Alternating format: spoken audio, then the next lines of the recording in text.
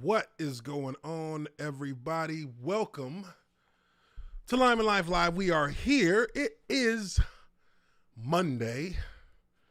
Hope you're making it through the grind. Hope you had a solid work day. A stress-free Monday would be preferable. I hope people out there are having a good evening, heading home or already home, or just chilling, just kicking back, watching YouTube, checking out the channel. Appreciate you for being in here. I started off, I was on Twitter a minute ago, posted a picture of some shit that I seriously thought that this was a parody of some sort or just a meme of some sort. And it turns out that it actually is a true real life situation. And I will turn your attention first to the actual, the tweet is not, hold up, wait, here it is. I will turn you to the actual tweet itself that had me rolling for about 15 minutes here. This was like absolutely hilarious to me. Undercover cops posing as drug buyers are arrested by undercover cops posing as drug dealers. And the taxpayers' reaction, just like, seriously? So, slide this over. So, what's going on, NY Blackout? What's going on, bro? So, in this, I'm kind of like, I had my good time laughing. I posted it because I wanted, to kind of share that. And somebody came along and told me, yo, this is not fake. This is real. And they provided a link. And here we have a 2-minute video. I've not taken a look. I have not looked at this thing yet, but I did absolutely want to react to it because this is absolutely hilarious. It says new police body cam video shows Detroit police officers clash in botched drug raid. All right, so let's go through this. It's gonna be quick. It's only 2 minutes, but I feel like, man, I have to start off with this because this was hilarious. Let's take a quick look at it. Okay, and let's enjoy it. Stephen, the footage we're about to show you comes from a police officer's body camera positioned right here. And as you can see in that footage, things get out of hand quickly on what should have been a routine operation.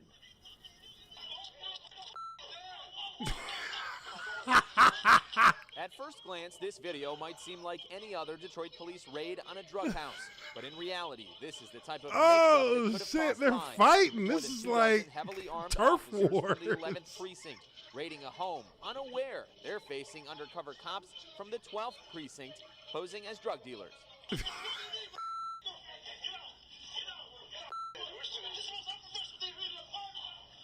Thank God no one got seriously hurt.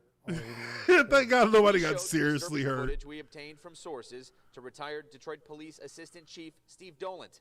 On the force more than 30 years, Dolant once took part in these types of raids and also ran internal affairs, the unit now investigating how things went horribly wrong. They'll do a deep dive on this. They're going to talk to all the officers. They're going to see if the proper notifications were made. If they weren't, why not? I mean, this is ridiculous. It's hilarious. It's hilarious that these police precincts, 2 different precincts, that have supposedly done their due diligence, that have supposedly done their investigating, got their snitches, feed them information, undercover, talking to people, informants, all the things that you see on CSI, all the things that you see on SVU, all the things that you expect a competent police department would do in ensuring that they are actually sniffing up the right tree. And these guys in Detroit actually caught wind of getting their drugs and selling their drugs from each other. I mean, you can't make this shit up. Like, that would be like That's like a Saturday afternoon comedy. Wow. All on the taxpayer's dime. Now, what's so like completely stupendous about this is that I bet one of their informants who connected them to each other, that connected them to each other so that they kind of were on each other's tails, I bet that guy's got to be laughing. I bet he's got to be feeling pretty, his balls are pretty large. Some pretty large balls to actually dupe two sets of police departments into investigating each other. And then they actually run a sting on each other on the same night at the same house. Man, that's cold. That is cold. And then, and then even worse is that the cops, once they figure out that they're both fucking cops, it's like they're gangs and they start fighting each other. They're mad and they're pissed off. Oh, wanted to beat some drug dealers' heads in, bro. Like they really start going at each other. Like this is some real rivalry shit. Eventually, the Wayne County prosecutor will review this to determine if criminal charges will be filed. The What they police gonna chief do? already admitting a breakdown in communication prior to the incident Thursday night near 7 Mile and Andover. They appear to be like Keystone cops. I couldn't have. Keystone Cops. All right, big dog. Very embarrassing to this organization. Thankfully, no officers were seriously hurt, unlike 3 decades ago when 2 died under similar circumstances. Look at this shit. They done tore down the damn, and I believe he was single. the railing in Marco front of the was house. I married mean, and whose had a house is family, that? And it really. Yeah, and they're fighting in the rocked front, department. pushing each other, punching each other. 2 officers are now off the streets. A supervisor has also been reassigned. We will keep you updated as soon as we learn more about this situation. Live downtown, Simon Shaycat, 7 Action News. Yeah. Yeah, there should definitely be somebody getting fired for that one, because that's pretty ridiculous. That's pretty ridiculous. Anyways, just wanted to start off with that real quick. But to move into the main part of the stream, let's talk about these Atlanta Hawks and these Philadelphia 76ers. I'm sure that you all, if you're a follower of the NBA, I'm sure you all at least heard about what happened last night. This 76ers team that got Doc Rivers as the head coach, Ben Simmons, Joel Embiid, George Hill, all these guys who are supposed to be purebred, championship caliber talent, supposed to lead these 76ers from being the doormat of mediocrity and below to the promised land in the NBA playoffs. And they lose last night in Game 7. I watched the game. It was a good game. But obviously there are some key moments in the game that are going to be talked about for some time. But let's take a look at what Doc Rivers had to say about what happened last night in Philadelphia. Look, I'm going to be honest. I think I picked the wrong career. And y'all can find me for saying this. But I don't think I like the game of basketball anymore. Because of the 2016 #1 draft pick, Ben Simmons. What you did out there was nothing short of a miracle. I need you to stand up. And I'm going to ask you a question, Ben. Can I read off your stats? Now to all... Now, obviously, this ain't Ben Simmons, but this cat, RDC World 1, oh my God, perfect. He had a video, too, that was perfect for what happened last night in Philadelphia. But he tells it pretty good here. So I'm going to react to his little video, too, because it's pretty spot on for what happened last night and what's happened throughout this series for the 76ers, which is really quite amazing. Cannot believe that a team that claims that it has the players to be a championship contender could field such a team that has such bad statistics, that has such bad production. Like only one player in that entire starting five has produced consistently, and his name ain't Ben Simmons. That's for damn sure. All the other players, please do not react when I'm reading Ben's stats off. Somebody bring me Ben's stats. Ben Simmons played 36 minutes and had 5 points. 30. Look at that straight face, yo. This dude's straight face. This dude's face is just like, it's perfect. When he goes stone cold face, it's perfect on this. It's perfect in all his videos. It's hilarious. He shot 4 times. Don't do it. Don't. Hold up. He shot 4 times. Look at Buddy over here on the right is ready to whoop him. Look at him. He is ready to whoop his ass. And he is just completely dejected by the disgusting stat line. This dude, Ben Simmons, in the last 6 fourth quarters, 6 fourth quarters, not the last fourth quarter, the last 6 fourth quarters. This dude has taken 1 shot. He's supposed to be the face of your franchise? 1 shot. He has like 3 points or some shit like that. Terrible. I mean, cats were talking about Luka Doncic and his low production in the fourth quarters of their games against the Clippers.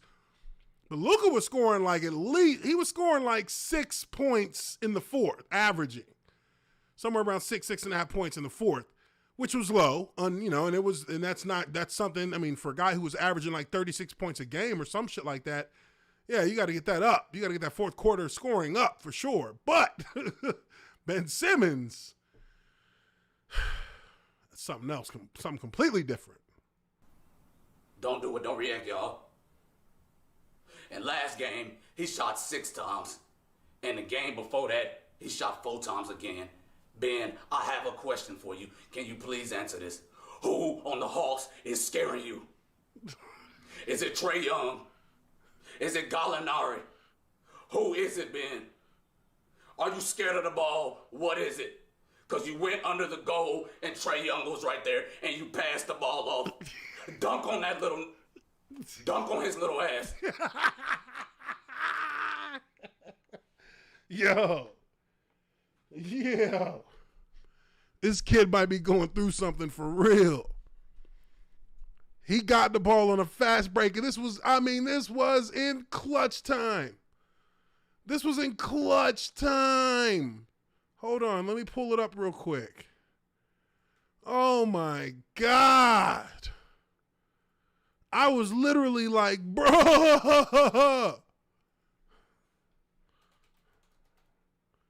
Let me pull it up real quick. All you gotta type in is Ben Simmons pass. I mean, bruh. Whoa. What are you doing? All right. This dude literally, with 3 minutes left, they're down by 3. Every bucket counts. Every bucket counts. You need to hit, and you need to hit on high percentage shots. You need to take high percentage shots, and you need to be efficient. This is the situation. This dude is 6'10". He is 6'10". There should only be 1, maybe 2 guys here who should even be tall enough to be in the same vicinity as him right now. And you get the ball, and this is the help. The point guard who's like 6'1". Now I want you to watch how this shit plays out. Cleared out for him. Tapping his way in. Dunk. I mean, the only thing I'm thinking about right now is I'm going to put my knees through this little motherfucker's chest as I swing through my dunk on his head, and the ball is going to bounce off his forehead. The ball is going to bounce off his forehead, and he's going to be asking for a foul after I get done dunking on him because I'm 6'10". I done already smoked this fool. He behind me. He 2 steps behind. He ain't going to make up nothing without fouling me. If he blocks it, then he blocks it. He did a good job, but I'll be damned if he blocks it. I'm going to dunk all over this bum. This is going to be on highlights for the previews for the NBA playoffs next year for what I'm about to do to this punk. And look what he does. Oh, my God. I swear to you.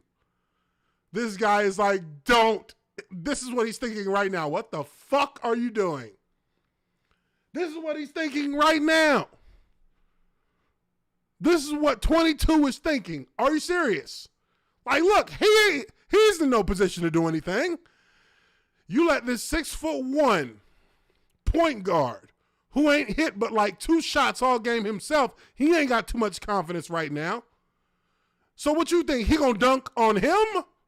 That's a matchup that if I'm a Hawks coach, I'm okay with this one.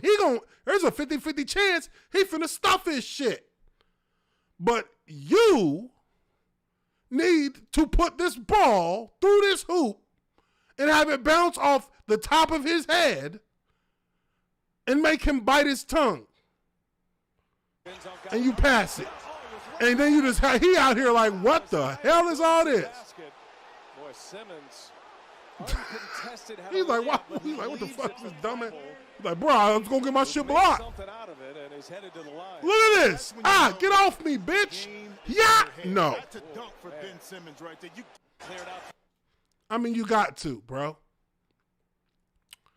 You got to dunk that. I'm sorry. I mean, I ain't hooped in a decade at least. I ain't hooped since like 2011, bro. I ain't hooped since 2011. I'm not going to sit here and say, oh, yeah, I would have just, I would have just went sky. But I would have went sky on that bum. Yes, I would have. I would have tried. Even if in my shape right now, if you put me in his spot right there and say, hey, we'll put a little trampoline right in front of the net, you make the spin move, jump on the trampoline, and dunk on his fucking head, I'm going to do it. I'm going to try. Y'all going to take me to the hospital immediately following, but I'm going to try. My God. Back to the action. What are you doing? You are 6'10", Ben.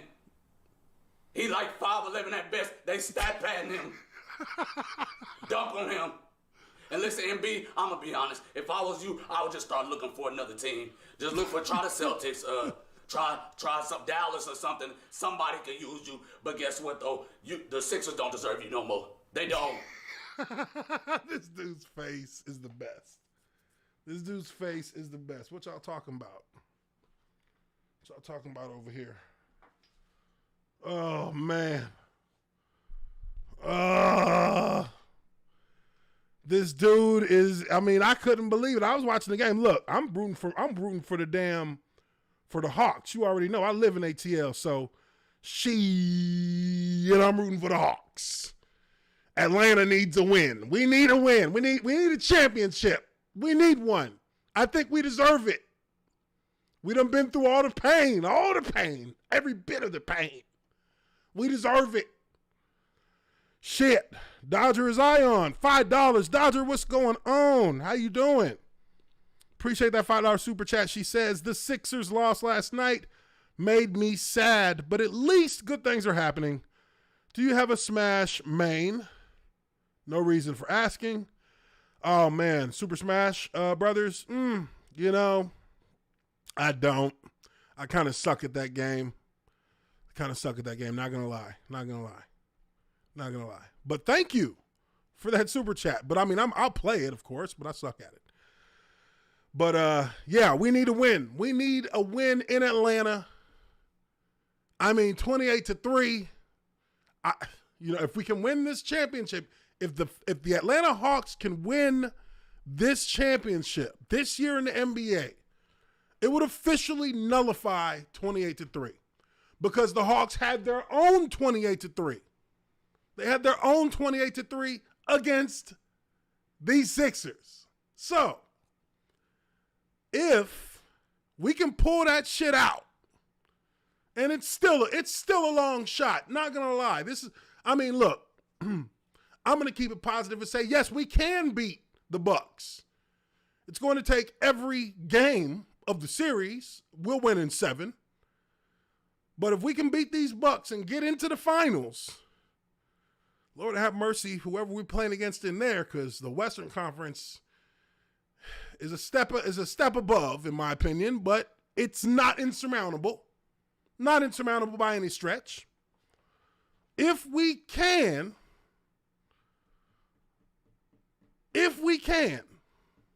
get a championship, it would nullify 28-3. And that's only fair. That's only fair, because I said this when 28-3 happened. I said it. And I meant it.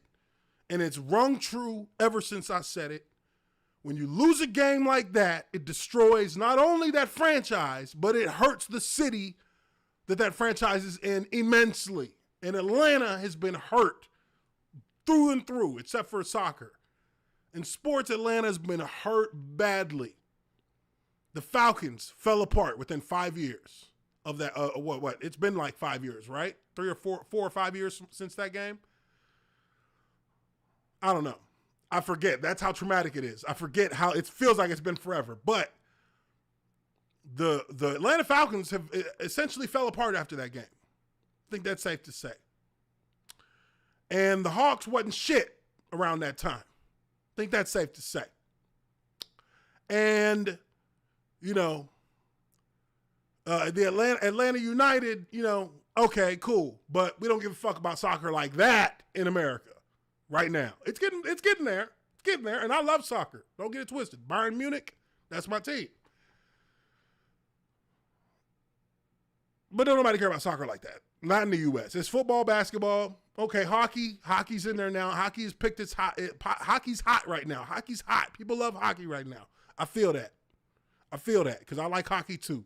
I don't know the rules as well, but I do love the spirit of hockey. It's fun. Beat the fuck out of motherfucker. We gonna get this shit. It's a team. It's a pure team sport like football is.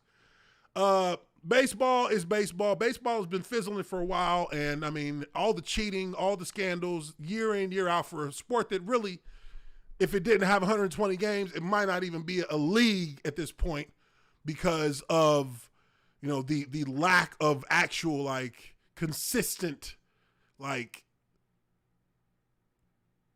rising of revenue. They're not making that much money in baseball, but they make it. But the money can be made because of how many games they play. There's so many chances. The Atlanta Braves, shit. God damn. Now that I think about it, traumatic failure has been the recent history of the city of Atlanta when it comes to sports. Shit, the Braves went to the damn World Series, 2 times in a row? And we blew a 3-1 lead, I think it was. That was they damn near beat 28-3 with the failure that they had with the Braves. They damn near did. If people gave a damn about baseball like they do about football, it would have been a real big issue. It was a big issue, but come on, there's a difference between when you get your ass, when you melt down in the Super Bowl and when you melt down in the World Series. They're gonna talk about you melting down in the World Series for a week. They're going to talk about you melting down in the Super Bowl for 6 months. And then the moment you make it back into the postseason, the very first stat they're going to put up on the screen as you jog out there for your first series in the postseason is that your ass blew it a few years ago when you was up 28-3 on the Patriots. That's what they do.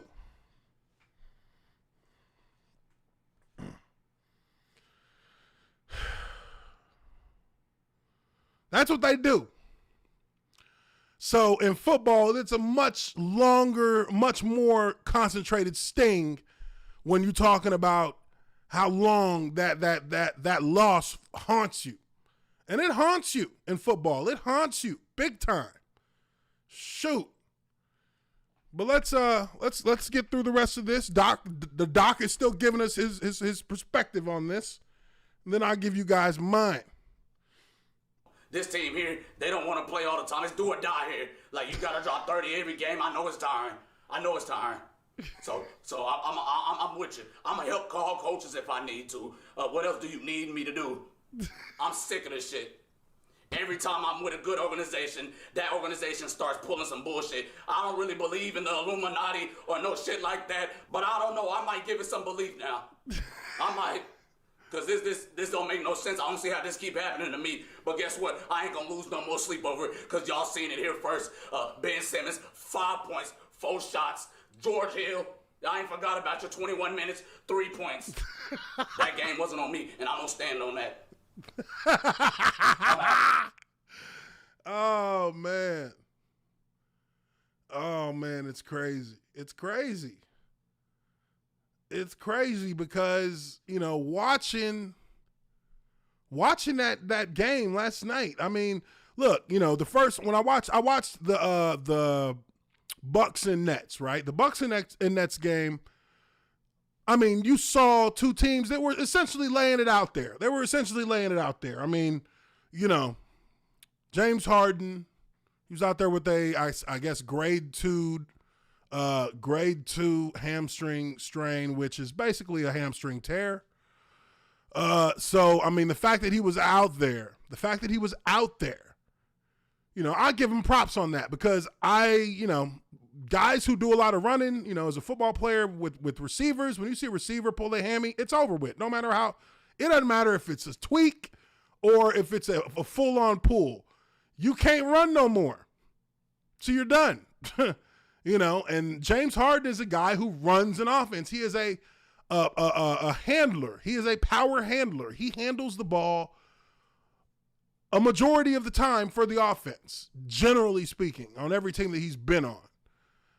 And, you know, he also facilitates. He draws defenders. So, in a way, the Bucks actually dodged the bullet in that James Harden couldn't play the same game he always plays. He couldn't play the same game that he's used to playing. He couldn't do it. So that bailed them out in that respect. But still, you got to give it up for the fact that these two teams battled. They battled for this game. They battled for it. And, you know, it just basically boiled down to who could outlast who. Kevin Durant took that 3-point shot to send the game into overtime. Well, it was technically a 2-point shot because his toes were on the line. And people are giving him shit for that. And I don't give him shit for that because, look, in that moment, I mean, look, you can say, it's easy to say know where the 3-point line is. It's easy to say that.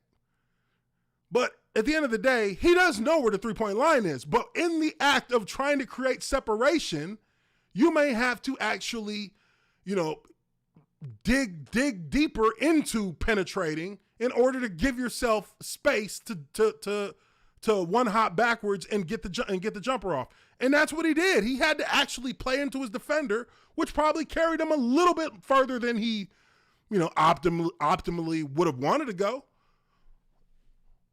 But he got his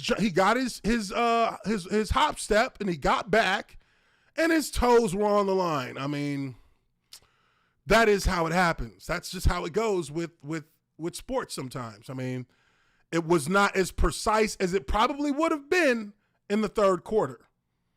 Because he was doing that. He did that all night. He got that hop step routinely, and he got it behind the 3-point line when he wanted to. So you can only look at it and say, hey, fatigue probably played into that somewhat because he was tired.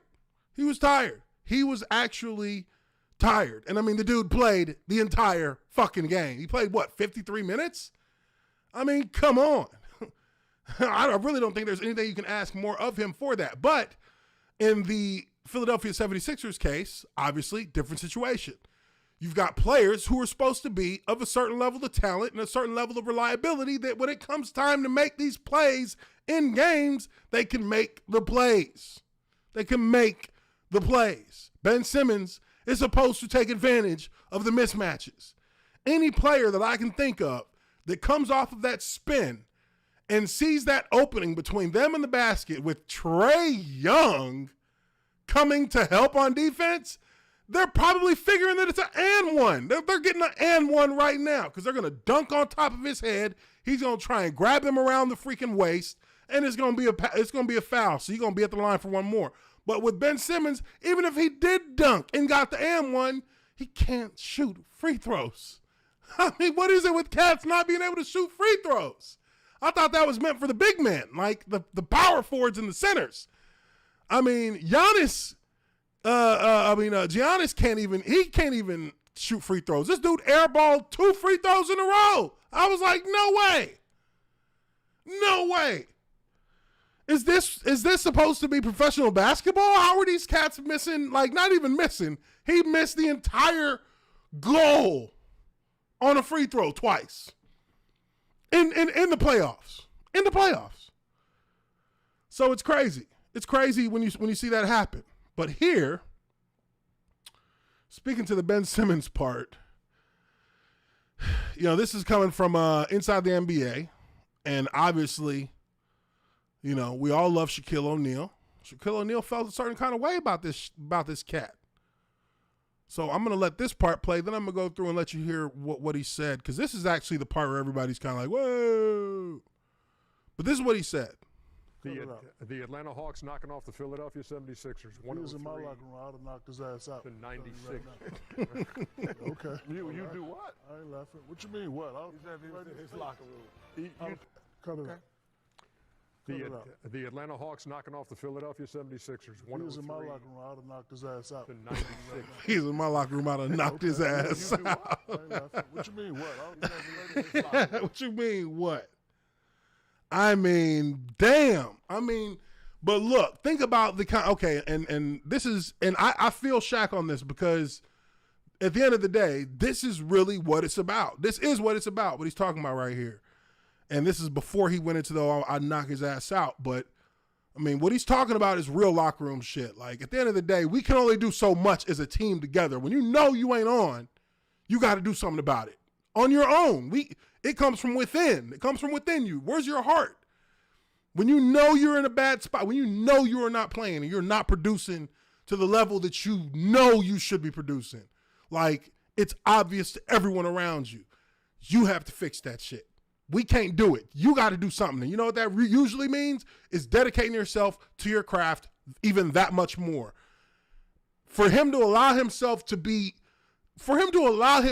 literally tarnish his entire image as a player and as a competitor the way he has over this playoff series, there has to be something going on in this dude's head mentally. He needs to, take some time away from this shit, assess, be honest with himself, find some ways to kind of express what the issues are that's going on that he may not be able to fully, grasp right now. And see if he can find, a way to navigate this. Because right now, the dude is he fucking up. What is incorrect about what he said? If I play game 1 and 2 and I know I'm not helping my team out, what you think I'm going to do in game 3? Don't take you 7 games to realize that. I don't want to hear that, man. I'm not going with that. So what should he have said tonight? I like what he said, but if you, you can't, it don't take 7 games for you to know you are not playing right. Get right. He can't. He's not getting double teamed. Get right. Be aggressive. That's all I want. Just be aggressive. I don't want to hear all that. Stop that. I think that's 100% correct. That's 100% correct. That's as real as it gets from somebody who has had. I mean, everybody knows Shaq can't shoot free throws, but I tell you what about Shaq. There was times, clutch moments in playoff series where when he was with the Lakers, where motherfuckers did the hack of Shaq. And they did it damn well as a strategy, which it was a good strategy. But at these crucial moments, Shaq hit the free throws. He would keep. I mean, there was a point when he hit like 6 in a row on their ass when they was hacker shacking him late in the game trying to catch up. Like it had worked for him in the game before, and they actually won. I can't remember which series it was. Can't remember which series it was, but they were hacking Shaquille O'Neal late. Was it damn, I can't remember. Can't remember who it was against. I just remember seeing it. I'm thinking I think it may have been the Spurs in the conference finals. But they were hacking this dude over and over and over. And he kept hitting the free throws. And and if you've done your research on why Shaquille O'Neal can't shoot free throws, when he was young, he broke both his wrists, apparently, from what I've read. And, the way that those wrists healed, and they healed fine, but because because he had broken them, there was a level of, there was a range of motion that he just cannot reach naturally when he makes that free throw shooting motion. So he has to kind of launch it instead of actually shooting. He's launching it. And that's why he can't shoot free throws. So the Spurs, once they figured out that this cat was just bricking left and right, they used that as a weapon. The Spurs beat the Lakers in that game, and now it was up to the Lakers to make an adjustment. It was up to Shaquille O'Neal to make an adjustment because now they know they found a weakness that you cannot hide. And the only thing you can do is strengthen your weakness as much as you can, and that's what he did. Because he came in the next game and they tried that shit and he hit like 6 in a row. And it cost them the game because they couldn't do it because he adjusted. So when he's speaking about it here, I can feel him because it makes sense. It's the truest thing you could say. If you're not performing, it can only be you that can change that because that's what you have control over. That's the only thing you got control over. So, you get with a coach, you stay longer after practice, you come in early, you get you do more shooting around before practice, you work specifically on free throws, you work on scenarios where you're coming off the block and finishing the play after you come off the block. Like, you work on those scenarios so that you're ready, so your muscle memory takes over and you don't have to think about it so much. Part of the reason why I think Ben Simmons passed that ball is because he had to think. He started thinking once he came free because he looked up across from him at Trae Young and his other teammate instead of looking at the rim and seeing that he has a free shot. Dude, if you're going to get fouled, you're going to get fouled. Ain't nothing nobody can do about that. But if you're not going to actually, go and attack it, it's because you naturally aren't used to going and attacking it. You have to build up that muscle memory to be able to do something like that. And that comes in practice. So maybe, he should have been working on beating guys on the block and finishing at the rim, beating guys on the baseline and finishing at the rim, cutting to the basket and finishing at the rim, passing the ball off and setting yourself up for a three-pointer on the elbow. Practice these things. That's what I'm saying, so that you don't have to think about it when you get into a game and you don't freeze up and then you do some dumb shit because you're scared and you pass it. Now everybody in the world is talking about your dumb ass. I don't know what to say, bruh. Brev. Look at this shit. Udonis Haslem took more shots in the only quarter he played this season. 2 shots in 3 minutes. And for those of you who don't remember, Udonis Haslem actually, in those 3 minutes, got 2 technical fouls and got ejected from the game. And who even knew that Udonis Haslem was still playing? Shit. But he took more shots in the only quarter he played this season, 2 shots in 3 minutes, than Ben Simmons did in the last 6 fourth quarters. 1 shot in 44 minutes. My God. It's gotten bad. Look at this. They burning this shit now. Enough is enough.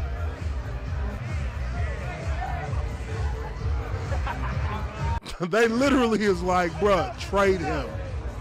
He's going to be traded. He is going to be traded. I believe that he will be. Enough is enough.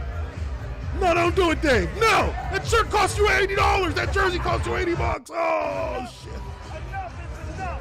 Damn, you know what? I didn't want to believe that he was garbage like that, but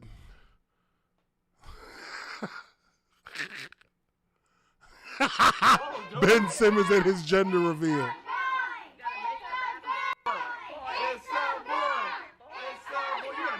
Look at him.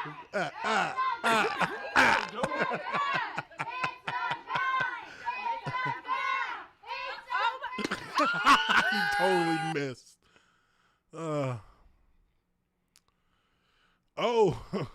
new ESPN story. Doc Rivers said Monday that Ben Simmons is prepared to do the work to fix his shot this summer, and the Sixers have a plan to do it. I believe we know what the right work is and the right type of work, the right way to do it. We'll see. If that shit don't come together within the first 2 months of the basketball season, he's getting traded. Just that's the writing that's on the wall.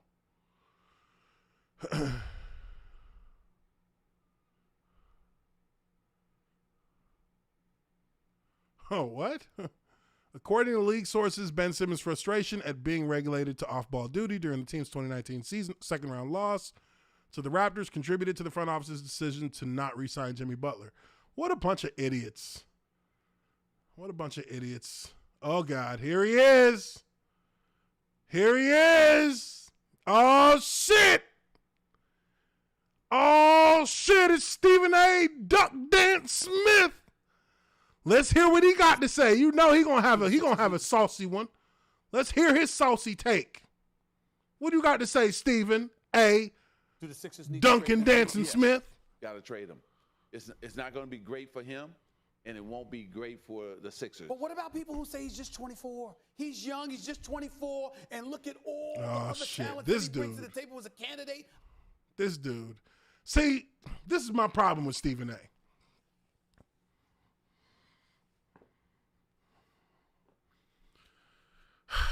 He is going to speak on this as if it's a I told you so situation.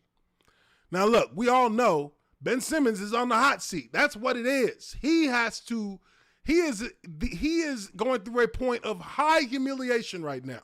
High humiliation. Because you know you should have played. Even if you had scored, dude, if you had went 3 for 25 in the fourth quarter over the last 6 fourth quarters, or even 5 for 25 over the last 6 fourth quarters, this would not be the same story. It would be you had a terrible shooting outage in the fourth quarter in this series, and that was that. You wouldn't be the first. I mean, let's say again, Trae Young in this fourth quarter last night, he shot like 3. I mean, in the entire game, I think he shot like 3 for 14 or some shit. Like, he was terrible. He was not good. And nobody's talking about him right now. And really, he should have been the person people were talking about because you did your job and you actually scored points and y'all beat the Hawks. And not only would you be getting talked about in a positive light, but he would be getting talked about in a negative light because he had the same problem you had. The difference is, 1, he won. 2, he tried. It looked like he tried. And that's what it boils down to, my friend. You have to look like you're trying, even if you're not. You have to look like you're trying. You cannot look like you don't give a shit. You cannot look like you do not know what you're doing. You cannot look like you're hesitant and afraid to actually take on the moment. Like, you can't look like that. And that's what is the problem with what you're doing, right? What he did last night. Now, with all that being said, does anybody doubt that the kid has talent? No. And sometimes it does take coaching in a more specific manner to bring out that talent. But Stephen A. Smith, as I'm going to predict here, that is not how he's going to approach it. He's going to approach it as if there is no helping this cat, which we don't know yet. That's why I said you're going to have until about the first 2 months of the next year of the next NBA season to show your improvement before a team begins to think they have to move on. Because while it is humiliating that you did not perform even in any way close to what you should have performed in this series, the facts are still the facts. The kid has talent. You've seen it. He has a certain space that he's very comfortable in. You just now have to expand that space so that his game actually begins to evolve, because he's 24, but he's still been in the NBA for a number of years. His game needs to start evolving, and you can only evolve your game through coaching. And a coach that doesn't know or see that you can evolve your game isn't going to really specifically hone in on improving your game. They're just going to work around what you do well. That's why you don't see Giannis taking big leaps in the range of his basketball game. He can shoot a three-pointer in a once in a blue moon and be good. But his game right now is getting to the backboard, getting to the rim offensively, because he is so unbelievably elongated and athletically inclined. That is enough to beat most people right now. That's enough to beat most people. But there will come a time when Giannis is going to have to lean on other elements of his game, because a team will figure out how to stop him from getting that advantage at the rim. That is where you find out how his game can evolve and to be a better player. And he has to be more consistent in that, because he is not a good shooter. He is not a good shooter anywhere outside of 10 feet. On any part of the court, he's not good. But, again, his strengths outweigh his weaknesses at this point. On defense, he's a freak. On defense, he's dominant. He can be dominant as a defender because he can reach the ball regardless of whether you beat him or not. He can still reach the ball. He can facilitate. He can rebound. He cannot shoot. He's going to have to learn how to shoot. And learning how to shoot better, that will even expand his ability to pass the ball, because now teams will actually be worried about him as a threat from outside of 10 feet of the rim. He's not a threat outside of 10 feet of the rim. He's not. We all know it. So now, going into this 1 minute, I'm sure, diatribe of Stephen A. Huckleberry Smith, let's hear about how there is no hope for Ben Simmons. And Ben Simmons is trash, much like how he does a lot of players in the NBA. A top 2 candidate for Defensive Player of the Year, did a good job defending Trae Young, et cetera, et cetera. What about people who say 24 years of age, 6'10", can dribble the ball the way he does, pass the ball the way he does, defend the way that he does? Hold on to him, Stephen A. Hold on to him, Magic. What do you say to that?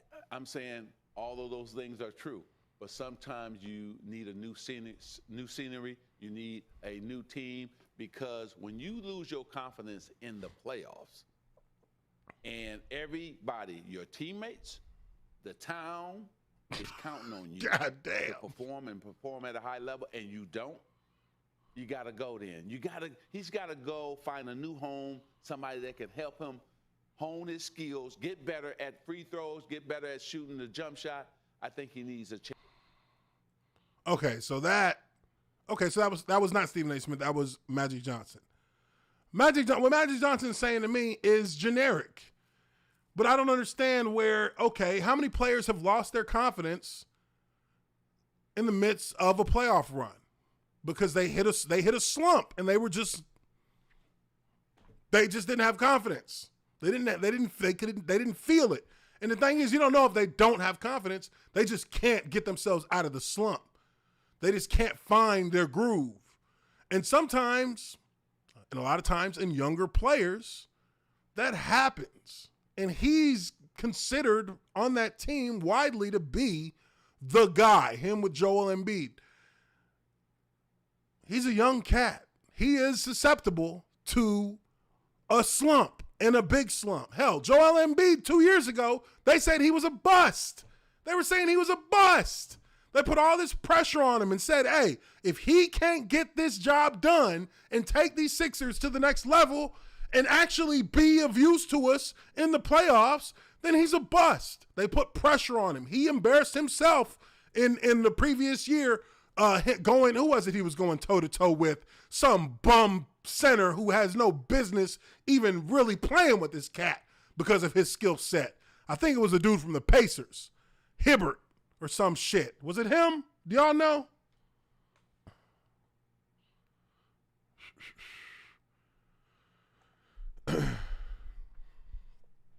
I can't remember exactly who it was that Joel Embiid was having all these issues with, at the center spot, in the playoffs, in the regular season. Like, there were people were calling into question his heart, his willingness to do what needs to be done. Everybody was taking shots at this cat.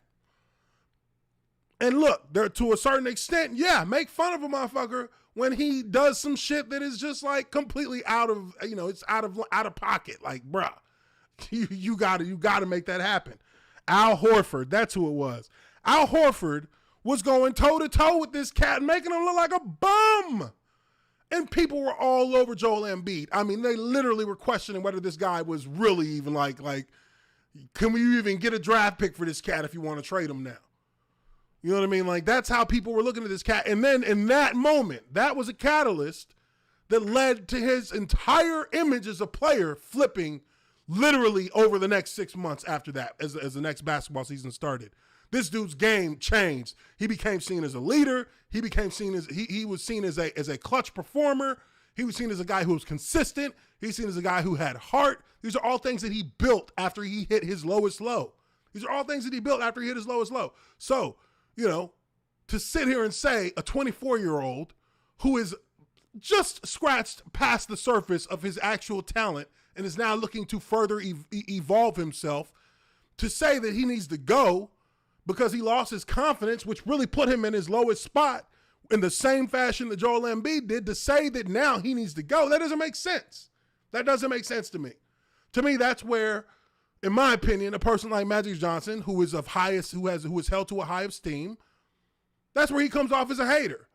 And he is on here with Stephen A. Smith, so I can see how that would rub off on him. But, I mean, no, he doesn't need to be traded, because the problem is, if you're in the front office of the Sixers and you're thinking that you need to trade this guy right now, that would be a knee-jerk reaction to people who don't know what the fuck they're talking about. And that does include Magic Johnson in this sense, because, you know, if you trade this guy, you trade him, you will face him again. You trade him and you will face him.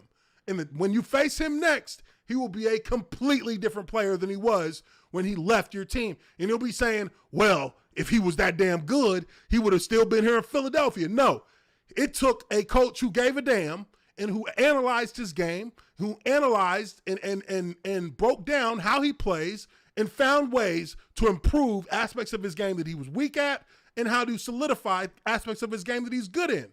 That's a good coach who is going to see that, take that process on, and remold him into an optimal player for what his potential is set to be. And for him in specific, you don't want to play against him if he's at full, if this is a player who reaches his full potential as an athlete. You do not want to play against him, because he'll destroy you. He'll destroy you. That's like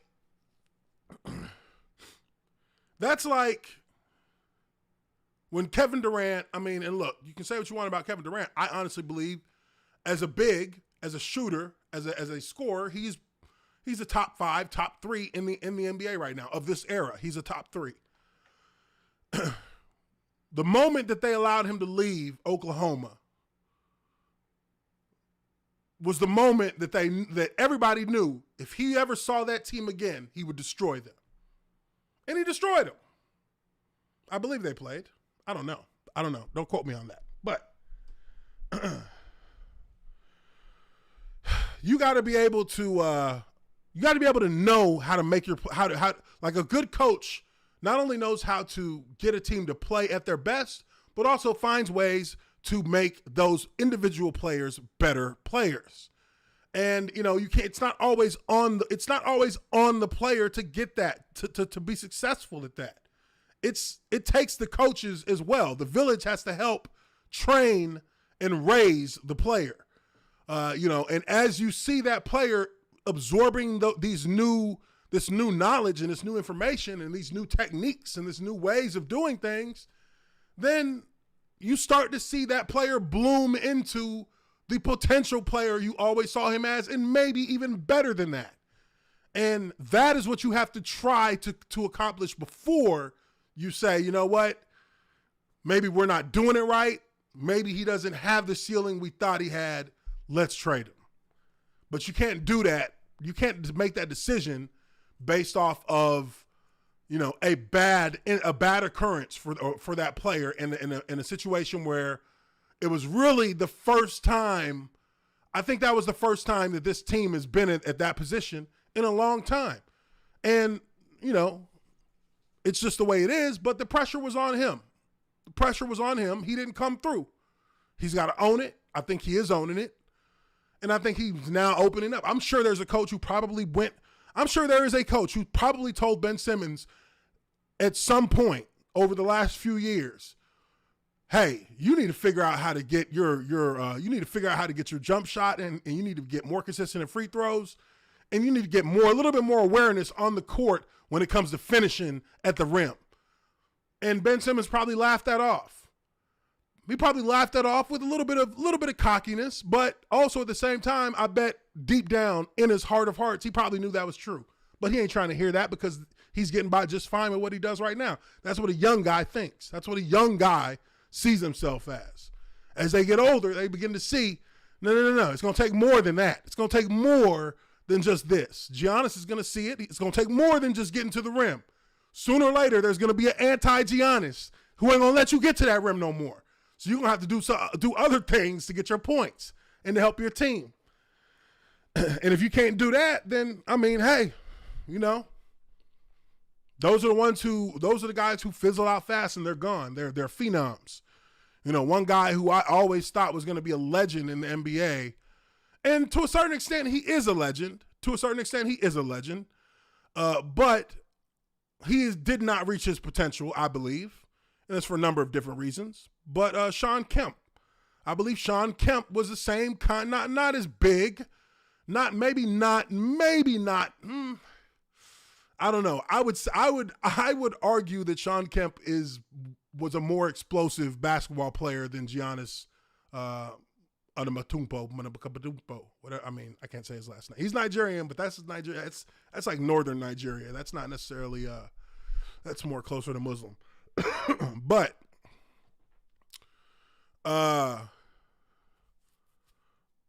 you know, I think Sean Kemp was one of those guys. Sean Kemp was a player who I truly felt was so explosive, was so dominant at the rim that his game didn't necessarily require a jump shot. But even after a certain amount of years, Sean Kemp started having a clean jump shot from about 12, 14 feet. Shoot, he used to just bank them. I remember the playoff game against the Bulls when that motherfucker started off like 8 of 8, 9 of 9, all jumpers. And I'm like, damn, and I was a Supersonics fan at the time. So I was like, come on, let's go. But, you know, he just kind of never really, he had that flash in the pan kind of moment with the Sonics where him and Gary Payton seemed like they were going to be the rivals for the Bulls for the foreseeable future. And they made it to that one,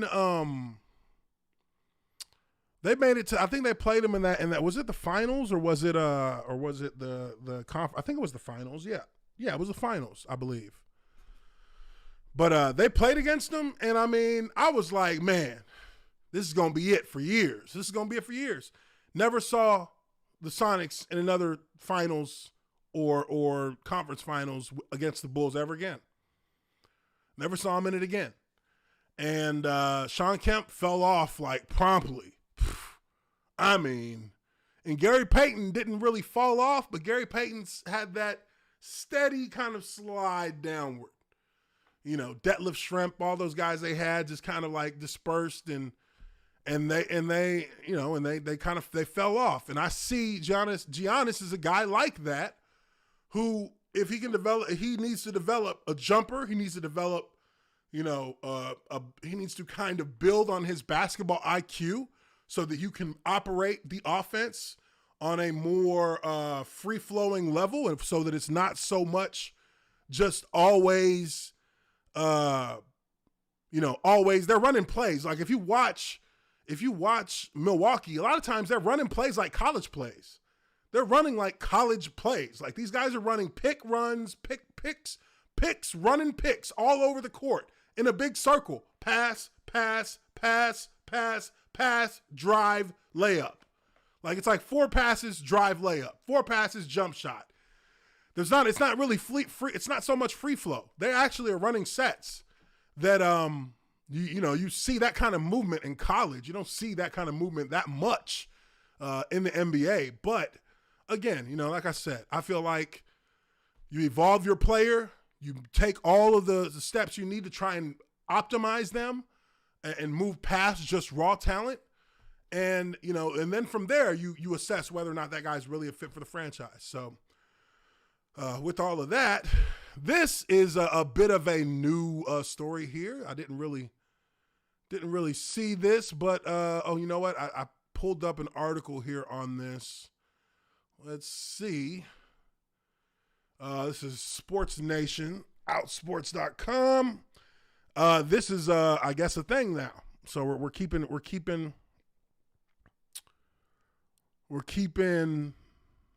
let's see here. Oh, what? Raiders player Carl Nassib comes out as gay, first active player in NFL history. Hold on. What happened to Sam? What was his damn name? Samuel.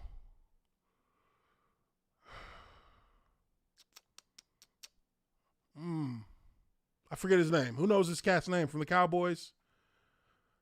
Michael Sam. What happened to Michael Sam? I thought was he ever active? Was Michael Sam ever active? Oh, he was Rams preseason. I thought I seen him when I was in Dallas. When I was with the Cowboys my last year, he was there. He was there in Dallas.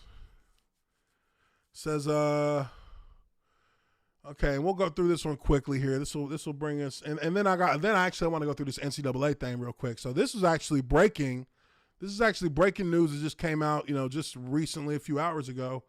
Raiders lineman says it's about time he came out as gay. Okay. Says Las Vegas Raiders defensive lineman Carl Nassib became the first active NFL player in history to announce that he is gay. What's up, people? Nassib posts on Instagram. Well, let's see the Instagram. Why am I reading this? Oh, shit. It's a video. All right. Let's hear it. To say that I'm gay.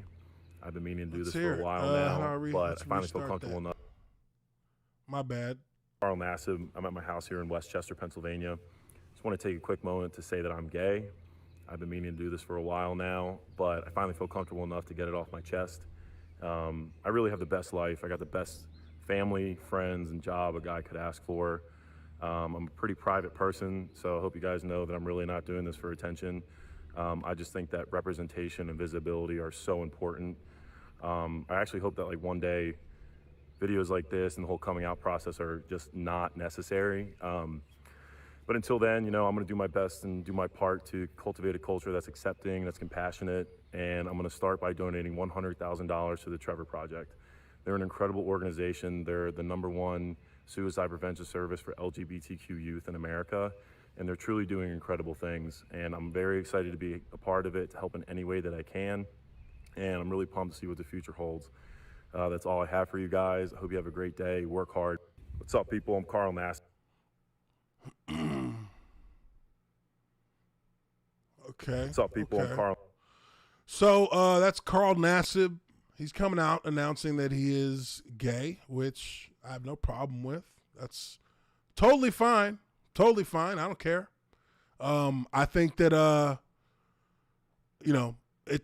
there's okay, and this is about. I'm not going to go too deep into this just because.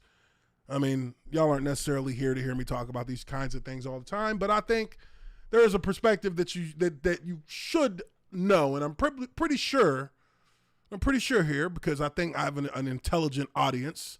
I'm pretty sure most will probably already know and understand what I mean when I say this. There's a gay guy on every team in the NFL.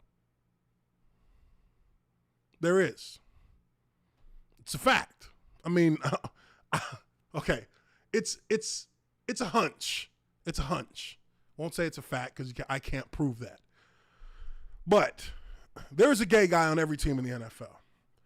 I think that the NFL has this stigma of our culture being so macho that guys would not accept someone who is gay as being a teammate, which I think is 100% a stereotype. It's not true. It's founded in a misunderstanding of what the manhood aspect of football really is all about.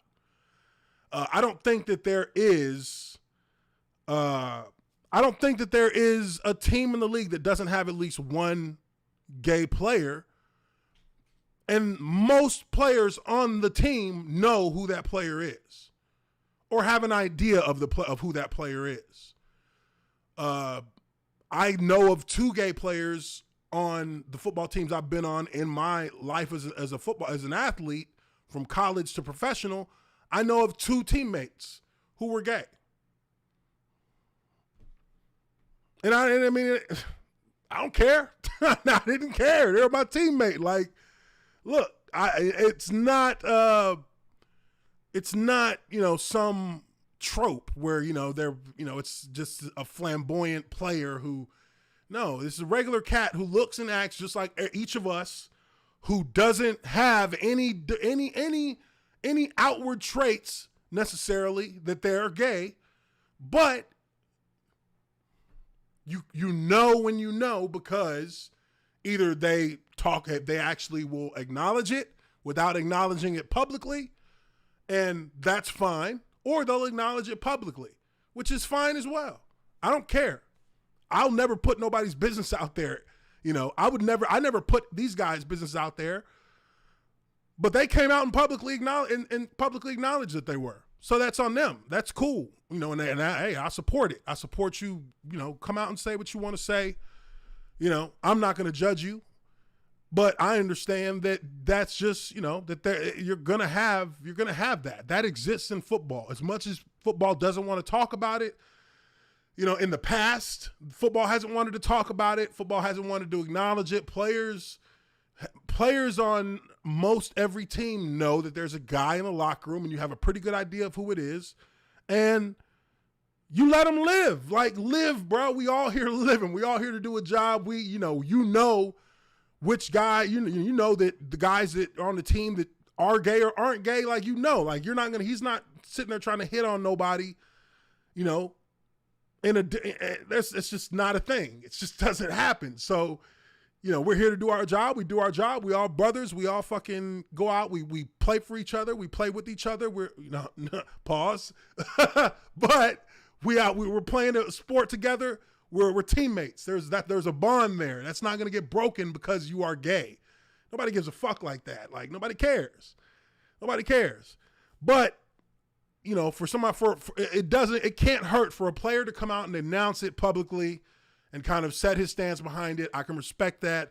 It's not going to hurt your teammates. It's not going to hurt your team. If anything, it can bring only positive things to the franchise in way of fanfare, in way of ticket sales. It'll help.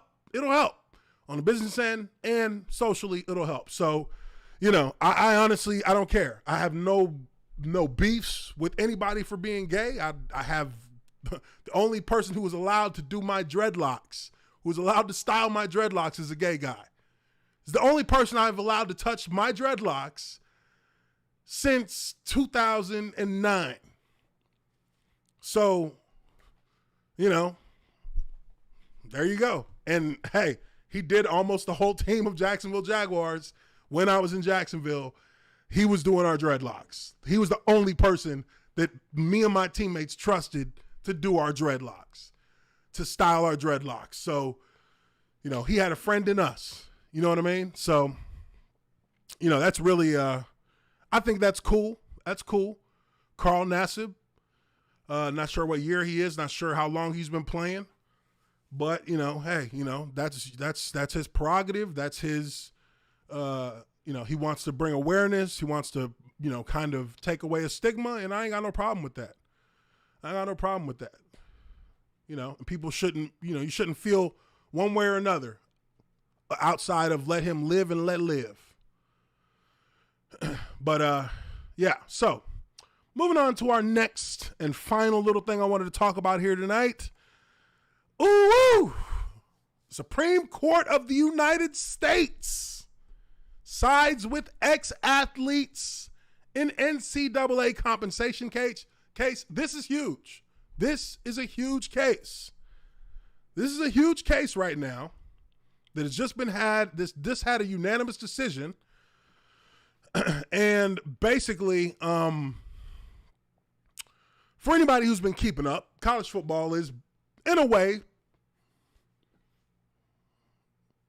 free labor in a way, for colleges to raise money and to gain money and to gain profit through the actions of athletes who get no compensation outside of a full ride scholarship to university to get a degree in a kind of industry that they usually have no use for, or one that requires so little in way of actual class taking that guys get degrees in things like basket weaving and women's studies. And, you know, they're done playing, or they're done with school and have graduated, you know, from the university a year ahead of time with still another season of eligibility to play. It's kind of the, you know, a self-defeating scholarship to a certain extent.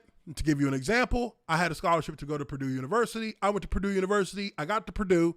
They asked me, what do you want to major in? I said, I want to major in computer graphics technology.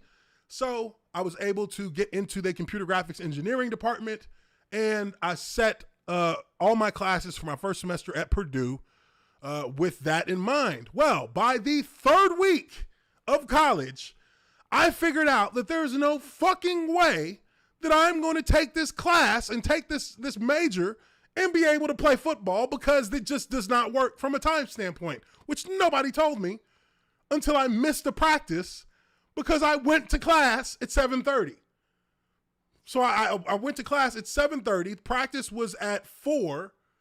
So I left practice about halfway through, went to my class, thinking that this was all fine, because I told my coaches, hey, coach, gotta go to my class. They're like, what do you mean you gotta go to a class? I said, I got a fucking computer graphics class. Like, there's my schedule, yada, yada. The next day, they changed my schedule, changed my major, changed my classes. I had all my classes ended by 1 o'clock in the afternoon, and I was now majoring in, at that time, history. True story. True story. So, the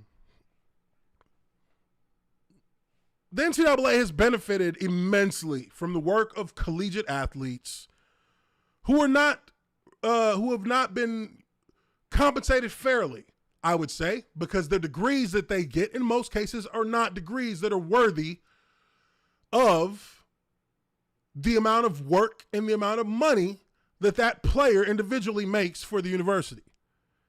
So in this situation, the NCAA, ex-players, ex-athletes filed a lawsuit against the NCAA in seeking to change the compensation rules for athletes. So let's go through this article. I have not read it, but we'll get through it fairly quickly here.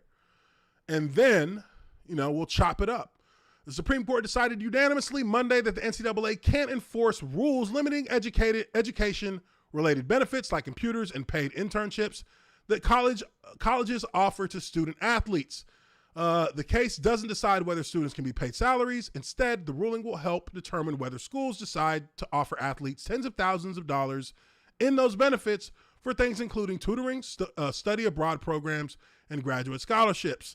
The High Court agreed with a group of former college athletes that the NCAA limits on the education-related benefits that colleges can offer athletes who play Division I basketball and football are unenforceable. Justice Neil Gorsuch wrote for the court that the NCAA sought immunity from the normal operation of the antitrust laws,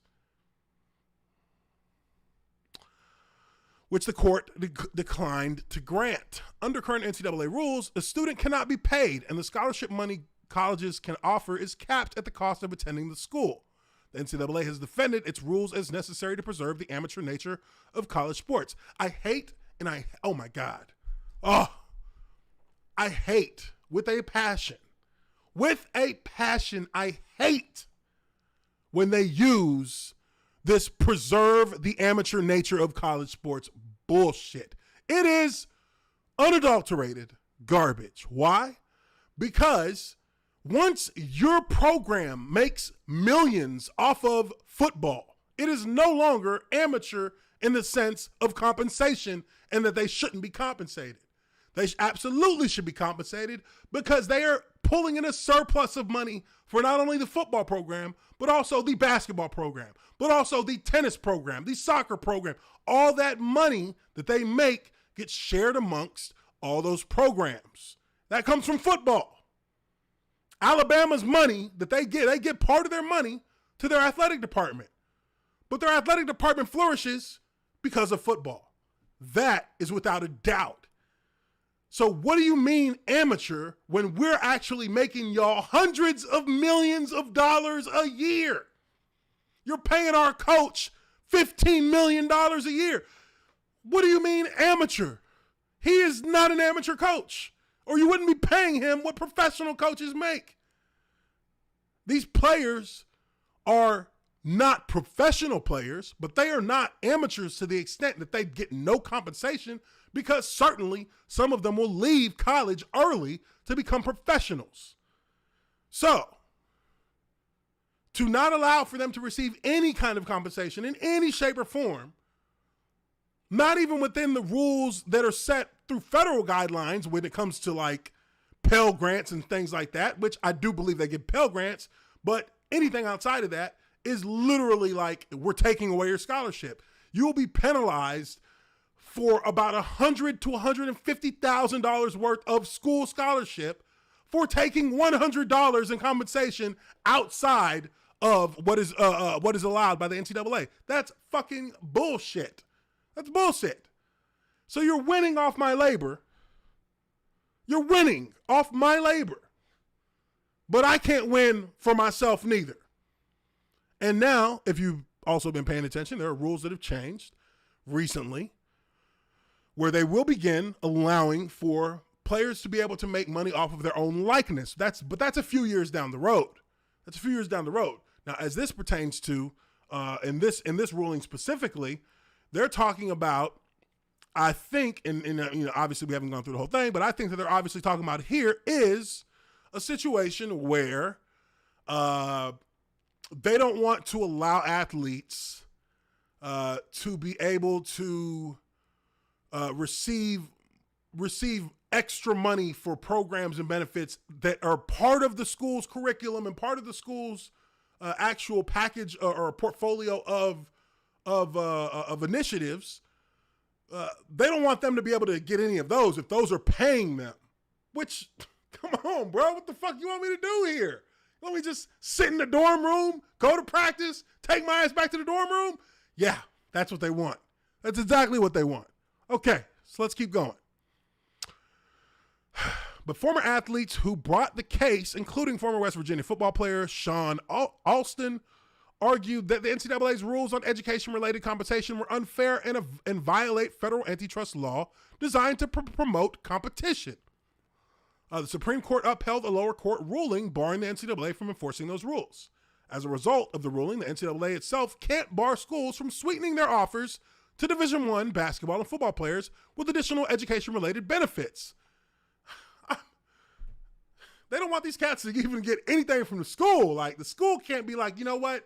We'll throw on a year of studying abroad. We'll throw on a year of studying abroad, and we'll give you a 2-year paid internship after you graduate if you don't make it to the NFL. I mean, that's called keeping it in the family. That's called keeping a motherfucker good. That's looking out for your alumni. NCAA don't want that? No, because you're getting paid. You're an amateur. Get the fuck out of here. The fuck out of here. That's stupid. Let's see here.